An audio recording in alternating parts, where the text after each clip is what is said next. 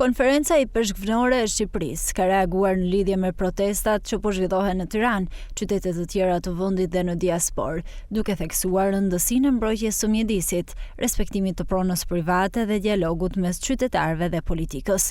Në deklaratën e saj, konferenca shpreh se zhvillimi i vendit duhet të marrë në konsiderat mbrojtjen e zonave natyrore dhe të drejtat e komuniteteve lokale, veçanërisht në rastet kur projektet e zhvillimit prekën territore të mbrojtura ose zona ku ekzistojnë problematika të pronësisë.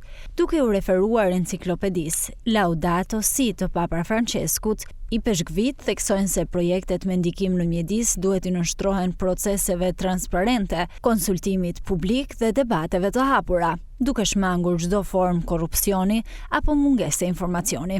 Sipas tyre, pjesëmarrja e komuniteteve lokale dhe institucioneve që merren me mbrojtjen e mjedisit është e domosdoshme për një zhvillim integral që vendos në qendër njeriun, nevojat dhe të drejtat e tij. Konferenca i peshkvënore vëren gjithashtu se protestat e ditëve të fundit kanë nxjerrë në pa një pakënaqësi më të gjerë ndaj sistemit politik aktual. Në deklarata theksojnë se zëri i qytetarëve duhet të dëgjohet dhe të merret seriozisht në konsiderat nga të gjitha palët politike.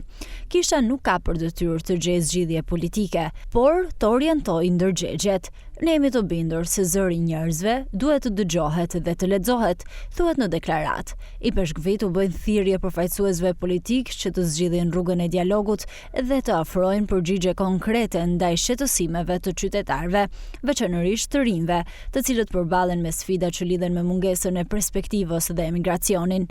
Në përfundim, konferenca i peshkvënore e Shqipërisë lutet për popullin shqiptar dhe për gjetjen e zgjidhjeve përmes dialogut politik dhe shoqëror, në përputhje me parimet demokratike dhe aspiratën e vendit për integrimin evropian.